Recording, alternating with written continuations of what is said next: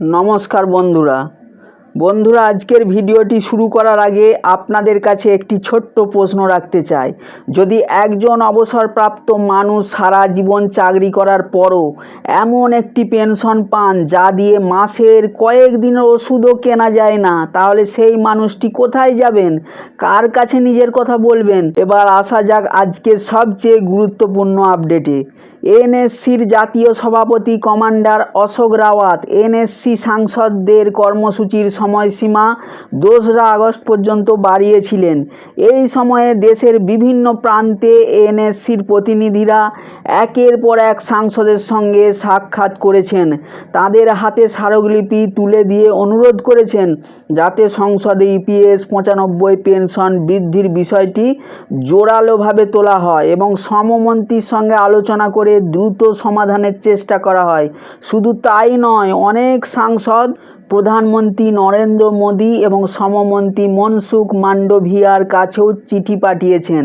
পাশাপাশি সংসদে বিষয়টি উত্থাপন করার এবং শ্রমমন্ত্রী অর্থমন্ত্রীর সঙ্গে সরাসরি আলোচনা করার আশ্বাসও দিয়েছেন। এরই মধ্যে সেই প্রচেষ্টার কিছু ফলও দেখা যাচ্ছে। লোকসভা এবং বিভিন্ন বৈঠকে ইপিএস ৯৫ পেনশন নিয়ে প্রশ্ন উঠছে। একাধিক সাংসদ শ্রমমন্ত্রী ও অর্থমন্ত্রীর সঙ্গে এই বিষয় নিয়ে আলোচনা করেছেন, কিন্তু এখানেই একটি প্রশ্ন থেকে যাচ্ছে। প্রায় প্রতিবারই একই উত্তর দেয়া হচ্ছে, খুব শীঘ্রই একটি ইতিবাচক সিদ্ধান্ত নেওয়া হবে। কিন্তু সেই খুব শীঘ্রই ঠিক কবে শেষ হবে, এই প্রশ্নটাই আজ হাজার হাজার নয় বরং লক্ষ লক্ষ পেনশনভোগীর মনে ঘুরছে। কারণ আশ্বাসে আশা তৈরি হয় ঠিকই, কিন্তু বাজারে চাল ডাল ওষুধ কিংবা চিকিৎসার খরচ আশ্বাস দিয়ে মেটে না। এদিকে এনএসসির প্রতিনিধিরা মহারাষ্ট্র সহ দেশের বিভিন্ন রাজ্যে আরও বহু সাংসদদের সঙ্গে সাক্ষাৎ করেছেন। তাদের মধ্যে ছিলেন সুভাষ পোখর, ইন্দ্র সিং রাজপুত, সুরেশ কাটারিয়া, সুপ্রিয়া সুলে, কল্যাণ কালে, ছত্রপতি শাহুজি মহারাজ এবং আরও অনেকে। একইভাবে কমলাকার পাঙ্গারকর তাঁর দলের সঙ্গে, নান্দেড়ের সাংসদ রবীন্দ্র চৌহান এবং জালনার সাংসদ কল্যাণ রাও কালের কাছেও স্মারকলিপি জমা দেন। এই ধারাবাহিক প্রচেষ্টার পর মহারাষ্ট্রের একদল সাংসদ শ্রমমন্ত্রী মনসুখ মান্ডভিয়ার সঙ্গে সরাসরি সাক্ষাৎ করেন। সেখানে তাঁরা ৪ দফা দাবি তুলে ধরেন। ন্যূনতম পেনশন ৭৫০০ টাকা করা, মহার্ঘ ভাতা প্রদান, বিনামূল্যে চিকিৎসা সুবিধা এবং সুপ্রিম কোর্টের নির্দেশ অনুযায়ী যোগ্য সদস্যদের হায়ার পেনশনের সুবিধা নিশ্চিত করা। সাংসদরা শ্রমমন্ত্রীকে জানান যে বছরের পর বছর শুধু আশ্বাস দেওয়া হচ্ছে, অথচ বহু পেনশনভোগী আর্থিক সংকটের মধ্যে জীবন কাটাচ্ছেন। অনেক প্রবীণ মানুষ চিকিৎসার খরচ চালাতে হিমশিম খাচ্ছেন, অনেকেই চরম কষ্টের মধ্যে দিন কাটাচ্ছেন।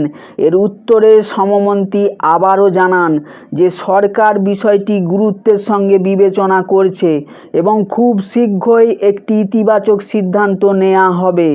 এখন প্রশ্ন হচ্ছে, এই আশ্বাসের পর বাস্তব সিদ্ধান্ত কবে সামনে আসবে?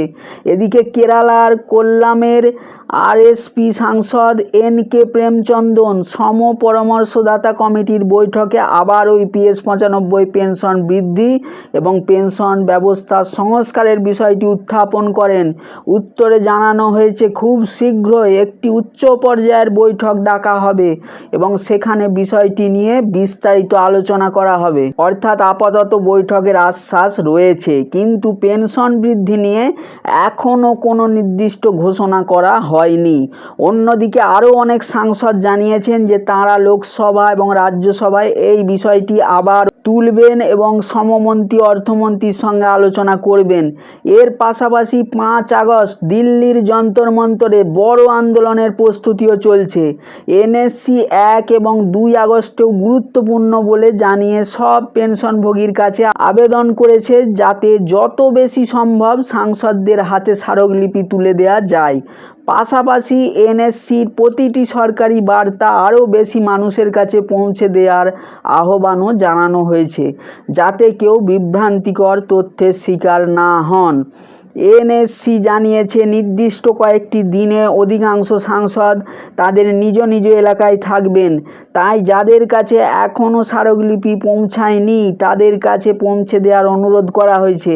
এছাড়া 5 আগস্ট দিল্লির যন্তর মন্তরে বর্ষাকালীন অধিবেশনের সময় বড় কর্মসূচির প্রস্তুতি চলছে। যদিও নিরাপত্তা ব্যবস্থা কঠোর রয়েছে, তবুও বহু সাংসদ সেখানে উপস্থিত থাকার আশ্বাস দিয়েছেন।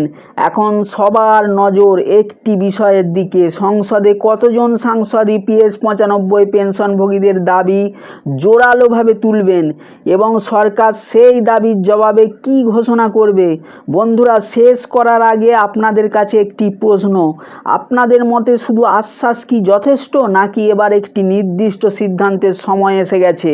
আপনাদের মতামত অবশ্যই নিচে কমেন্ট করে জানান, কারণ আপনাদের প্রতিটি মতামত এই আলোচনাকে আরও শক্তিশালী করে। ভিডিওটি যদি তথ্যবহুল মনে হয়ে থাকে তাহলে একটি লাইক করবেন, শেয়ার করবেন, যাতে আরও বেশি পেনশনভোগী সঠিক তথ্য জানতে পারেন।